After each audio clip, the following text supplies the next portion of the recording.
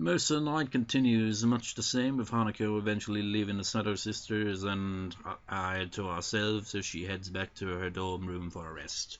Now that we have no sound, it's like, oh, not again! This is the one that I figured out from... This is an example, the more repetitive music is, well, the more you hear freaking music, the more likely I am to just pick up my guitar and figure it out.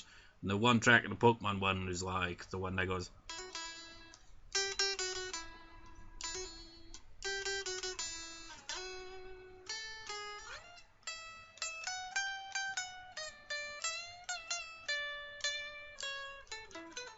Don't know the bit after that, but that's generally how it seems to go. I don't know, that's kind of confusing. It's it's E and an F sharp. Then it adds in the G as well, going. But then it just switches key randomly to what I'm assuming is A major, because then it goes. Then it goes back. It's just like, what? I think that's D major. It's just really weird. Doesn't feel... Well, it feels like a key change, but it doesn't sound like a key change, does it? Anyways, we're out of the way. Blah, blah, blah, blah. Plot. For a while, only the barely audible sound from Lily's teacup and saucer can occasionally be heard as she slowly drinks. The silence is strained as Lily and I wait for the elephant in the room to be addressed. You know what? That expression, can you imagine physically an elephant in the room? Just picture that as a surreal image. I mean, where did that phrase originate? I mean, I don't know. But now, just imagine if that was the case, like an actual, real-life elephant in the room and nobody addresses it. It'd probably just be one of those things, it'd be on everyone's mind. Well, I guess that's the point, isn't it? It's something that stands out, but nobody is got the balls enough or whatever to bring it up. It's so guys, should we address the elephant in the room here? So, Lily dutifully puts her cup down, giving her sister her undivided attention. With Lily and I on one side of the low table and Akira at the other, this almost feels like a judge passing out a verdict. Hear that you two are going out now. I glance sideways at Lily to confirm her as the source of Akira's knowledge. She gives a gentle nod to Akira, which I mirror in affirmation. Deciding that this is the proper time and place to do so, and Akira being the closest figure to her parent Lily's had for much of her life, I bow deeply with my hands on the floor before me and my head very nearly the same. I'll take good care of your sister, Akira, I promise you. She's a lovely young gentleman. She must have heard my voice coming from a lower position than usual. I slowly bring myself back up, my eyes tentatively looking to Akira from under my brow. To tell the truth, I very much doubt my seated judge will raise any objections. She's very definitely the type to make her disapproval if all is well known, something that lends her a measure of respect in my eyes. The old-fashioned kind, huh? Well, he's the kind of person I guess you'd go for. I don't have a problem with it, and I wish you two the best. Even if I didn't like it, I couldn't really do anything anyway. I offer a nod of appreciation to her as Lily gives a small sigh of relief, likely more dizzy than any actual belief Akira might have had any problems with us being together. God damn it, I was voice acting the wrong one there. I do wonder though, how's the rest of the family taking it, particularly the part residing in Yamaku? Have you told her? Smiles turn to grimaces as Akira grins downright evilly. Those closest know how to twist a knife best, after all. Putting up with it may be the best term for the situation. Don't you agree, Hisao? Yeah, that sounds about right. At least she's being reasonable about it. Good to hear, that girl can be a handful at the best times. We sent a few messages back and forth during and just after the trip, and she was already busting my chops for seeing my boyfriend when we came back. For leaving Hideaki for so long. She really does care for the little guy. I cast my mind back to Shizune's odd reaction after telling her about our relationship, but decided not to bring it up. It's no doubt simply born of their mutual antipathy, and Akira's comments only back that up. Well then, that's settled. Gotta get to work early tomorrow, so I'd better be off. She rises from the table with a grunt, her hand on her knee to push herself up. I just notice Akira's eyes lingering on Lilly for a couple of seconds, before turning away. She begins to take her leave. After she walks out the door, she stops and looks up thoughtfully before turning to us one last time. Oh yeah, I almost forgot to tell you. Use protection, every time.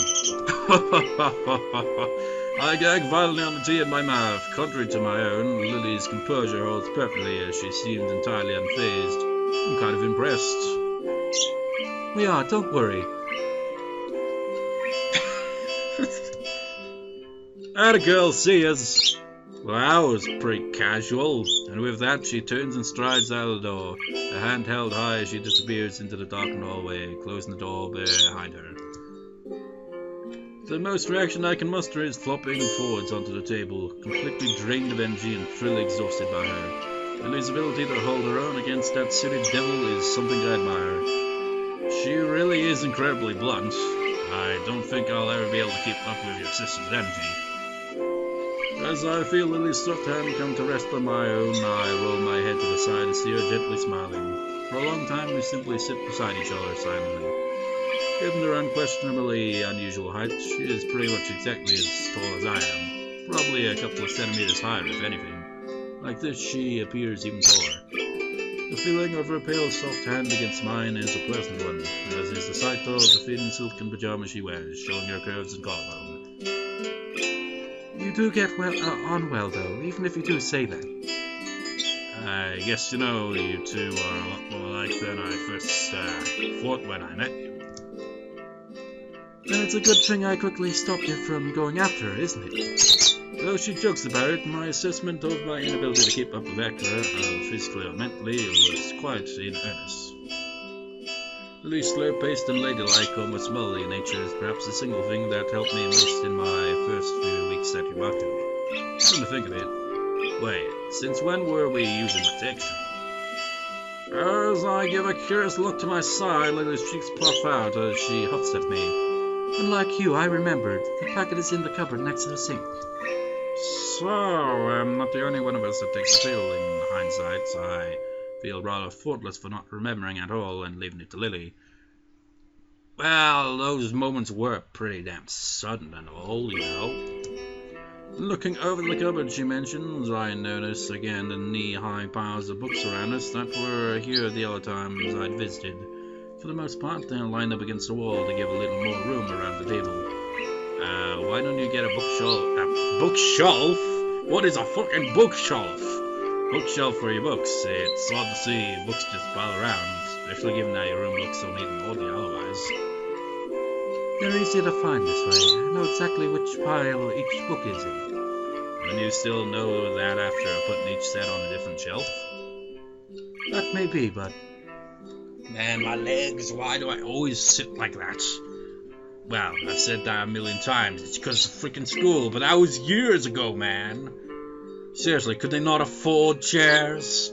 Or is that just what? I don't know. So she's not immune to bouts of laziness after all. You know, when I say that though, I mean like, you know, in assembly and all that, you know, where everyone would just kind of gather in the hall, just like, okay, blah blah blah blah blah, now sing blah blah blah blah blah, okay, get the class there and piss off, stuff like that, you know. I mean, that's the only time I have to freaking sit on the floor. If that was the case in class, they'd be like, God damn, we can't afford shit in the school now, but they'd have chairs and desks. Just not in the hall.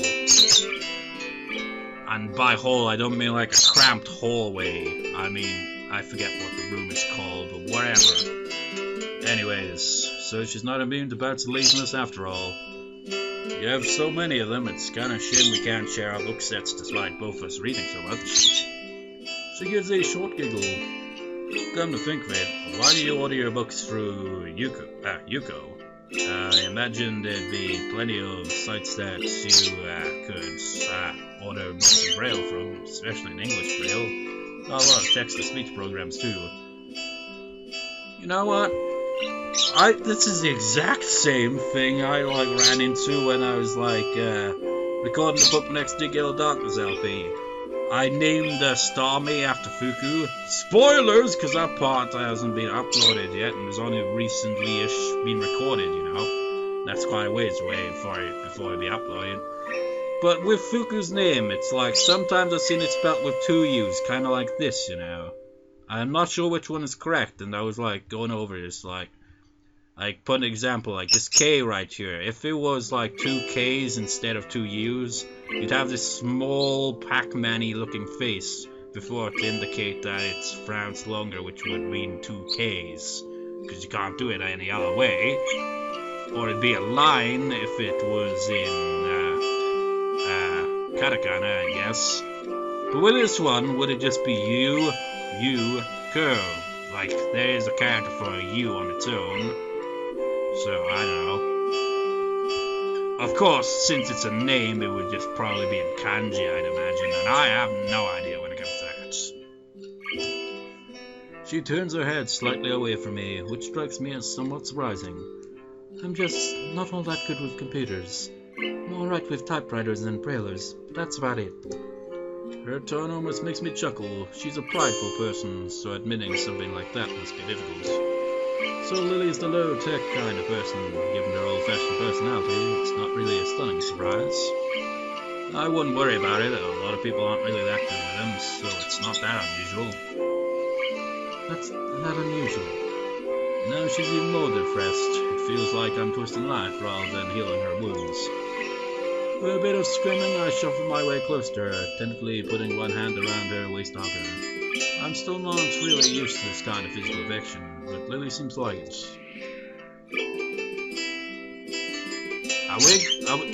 No, it can't possibly be good in another one of those scenes. The music has not changed. Lily smiles as she turns to face me, a kiss being the reward for giving in to her. She draws me in, brushing my upper lip with hers before pressing against both. This way, every one of my senses is filled with her. Barely perceptible scent of her hair, her taste as her tongue completely touches mine, the tenderness of her lips, the image of her filling my mind, the total silence apart from her faint breath. We may have kissed before, but even if this is more a kiss of simple affection than anything, it's still a new and pleasant sensation. Judging from her vivid blush as she pulls back, it's obvious she feels the same as I do. Even if we're entirely alone, it feels a little embarrassing to open up to each other this much. If we take everything day by day, I think that would be for the best. Small steps, right? Small steps, right? Right! That's why when you confessed your feelings for each other, you immediately went to one of those scenes right afterwards. Small steps! Small steps, my freaking ass. They confessed their love, they hugged in the field. Then they sat down, they kissed, and then they got it on. Then the next day, they got it on. Again. That's not small steps. But now they're just thinking, like, okay, slow it down, man. Let's take small steps here. I don't know. Yeah, just small steps. We have plenty of time to be together, even after the school year's over. As long as we move together, I think everything will work out okay. Neither of us is going anywhere soon, after all. For now, I'm just thankful for this small moment in time we can spend together.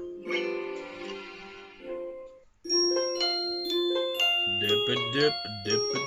Actually, I didn't do the dip last time. It's tradition, man. I always have to do that. Well, technically, I was trying to play on guitar that time, so that's why. So, technically, it does count as dip, only it's the guitar version of it. Because I was actually playing the melody, sort of. I stand unmoving in front of the door to the nurse's office for what feels like at least a dozen minutes or so. It's been a while, hasn't it, since he's been to the nurse? Well, on screen anyway. It's not like I never entered the small beige room before, nor is it because of any feeling of childlike anxiety of the visit. Maybe it's because the nurse's office is akin to a confessional, an admission that my body is flawed, the knowledge that such a fact is kept entirely confidential between the nurse and I hardly lessens the feeling. Speaking of which, as I was reading that, just looking at this hallway, it reminds me of a church. It's just kind of fitting that he said that. You know, some hospitals have this kind of old-fashioned look to it, really. And this isn't technically a hospital necessarily, but it does have a nurse, you know. so technically kinda counts. Remembering that the bell to signal the end of lunch break will soon sound soon. You know what? Wasn't it a while ago when I was like, in this recording, just like, I sense an interruption, and I didn't get an interruption? Well, I'm sensing another interruption that may not end up being an interruption or not. Anyway, I give a sign, open the door. The burden will stay with me just this while longer. Well, now, if it isn't Akai, good to see you. It's been forever, hasn't it? Or bad, I guess, considering that I'm a nurse. He gives a small laugh and amused at his little joke. I find his humor lacking and somewhat off. The fact that he can make light of such a situation is perhaps comforting, or at least distracting. You know, again, what the fuck is that thing right there? What is that? I have no idea what that is supposed to be. This brief episode of entertainment's over. He claps his hand together and gets down to business. I take a seat as he gestures for me to do so. I wish the classrooms had seats this comfortable. I can feel my mind wandering as my eyes quickly scan the room, distracted by all the small changes since I last came. Alrighty, so what brings you here? I haven't seen you often, so I assume your health's been good so far. This is probably totally not the voice I originally gave this guy. Well, mostly. I see. His smile drops so I trail off. I feel slightly guilty about it. It's these moments where I can't rationally call myself normal that make me so reluctant to see the nurse. There's an admission that I am different from everyone else. While I was on a trip during the long weekend, I had a few problems with my heart. He hums very seriously and nods as he does so, urging me to go on. I think it was... Yeah, it was as I was walking a fairly long distance. I think the right term for it is heart flutter. I suddenly went weak at the knees and felt almost like I was hearing a small heart attack. Well, having. But it passed in about half a minute. Even afterward, though, I felt pretty fatigued and nauseous. Not good. Not good at all. That was how many days ago exactly? Did you do anything unusual, aside from exerting yourself before the episode? Were you taking your medication properly? The nurse switches from awkward jokester to serious health professional mode, rattling off questions, making notes, and calling up stuff on his computer. I tell him about my forgetting to take my pills that morning, the preceding evening. It was a stupid thing to do, but I can't change anything about it now, except answer honestly and bite the bullet. His seriousness evolves into a frown, and the talk evolves into an instant checkup. I finishing button up my shirt and again get motion to take a seat in front of the nurse. Is this the first heart problem you've had since coming to Yumaku? Yeah, this is totally not the voice I originally gave him. I've had short pains in my chest before, just a couple of times, but they were more discomfort than anything like this. He leans back in his chair, briefly resembling a white-coated as he mulls over the mysterious case of the heart flutter. That sounds like a book title, doesn't it? A Mysterious Case of the Heart Flutter. Moving his lips from side to side to show he's thinking, his non-existent mustache wiggling, he eventually comes to a conclusion. Non-existent mustache. Now that's a thought. Well, actually, no, I have... What? I'm trying to... Yeah. Well, yeah, Japanese people can have facial hair as well. It's just so many times, just like, you don't really see them with much facial hair, really, do you? Like picture like those old-timey mustaches, you know, the European kind of North American style where there's like twists, and all that. Imagine that on, well, actually, I think at some point in history, the Japanese probably had a mustache like that, I don't know. But picture that with this guy. Picture it. Picture it. Picture him twirling it as well. Which kind of reminds me of a comment when I was like putting the Dark Apple 2 LP into a playlist. I was like looking at the comments throughout the LP. One of them was commenting on a comment I said about twirling my mustache or something while I was recording it ages ago. I just compared it to like Dr. Robotnik and just like, that is an amusing image. Imagine him doing LPs while doing that. I know, if I could do a good impression of him, I totally would, just to kind of add to that. But anyways, he eventually comes to a conclusion. Well, you survived this. That's always on the plus side. I blink at this one and then notice the nurse wearing his gotcha face. It's actually somewhat reassuring. I don't think he would crack jokes if things were really serious, so I keep silent and take balance. I'll have to talk with your doctor, but right now I suspect it's simply due to physical exertion. Have you been keeping up with regular light exercise like I directed you? Make sure to walk a reasonable amount every day. It's usually enough to work up a bit of a sweat, but then again, I'm not really as fit as I used to be. That should be enough then. The main thing to keep in mind is to do regular low-stress exercise, not short bursts of sprinting and such. I understand. Since leaving the hospital, I've been a lot more focused on my studies, partly to take my mind off not being able to do more physical things. It's good to hear you're coping well. Sudden lifestyle changes can be hard at the best times, so I'm pleased to hear that you sound like you have everything in order. Almost everything, that is. Nevertheless, I want to keep a close eye on you for a while, just for observation's sake. Just to make sure things aren't going downhill, you understand. That's something I really didn't want to hear. Since coming to Maku, all I want to do is live as normal a life as possible. Observation was one of the words I came to hate most during my hospital stay. For so long I felt as if I could just walk straight out the hospital doors. If not for that observation, the doctors wanted so dearly. You know, with that, is it all varieties of observation that he hates? Like, as the words? It's like, Sal, what are your thoughts on observational humor? Ha ha ha ha ha. It's like, shut up. Sure, should I come in more often? He checks the calendar next to his computer, which seems to inflict on him a nasty case of furrowed brow. He spins back towards me after that. The summer holidays are a bit of a pain, considering the time. I'll check with your daughter, not your daughter, you don't have a daughter, Sal! Doctor, to try and get a better handle on the situation and see how he wants to proceed. I think you should take things slowly and carefully for now. What you're describing doesn't immediately sound like a reoccurring event, but it won't hurt to slow down a bit for a while. Just make sure. What should I do for the day? He looks over my shoulder at a clock hanging over the door. I'd never have noticed it if I hadn't followed his gaze. It's nearly time for school to be over, so you may as well just leave early. He gives me a sly wink, making sure to understand he's doing me a favor. Well, nurse's orders. Thanks. That's what I'm here for, after all. I know you might not want to hear this, but you can't ignore your condition. Don't hesitate to see me if you have any further problems, or if you just have anything you want to ask. Bye. He spins around and gets back to typing on the computer in front of him. I suppose we'll just read before waiting for Lilly by the gates. Considering I don't have much else to do. Even as I leave, his words echo in my mind. My condition isn't something as limiting as many of the others here on Yumaku, and I don't want to burden Lilly with thinking about it.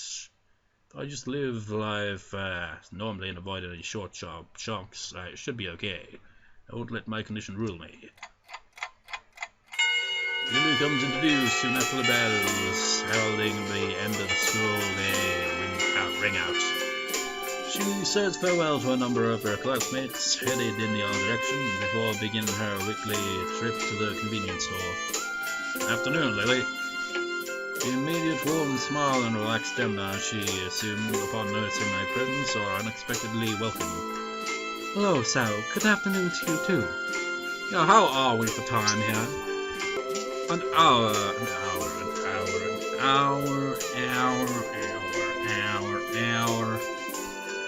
Man, this is deja vu. Are we gonna get a good evening next time? Last part, it ended with Hisao, good morning, or good morning, Hisao, wherever she was as. This time it's good afternoon. Just like, what the hell? But anyways, I'll see you next time, viewers. See you next time.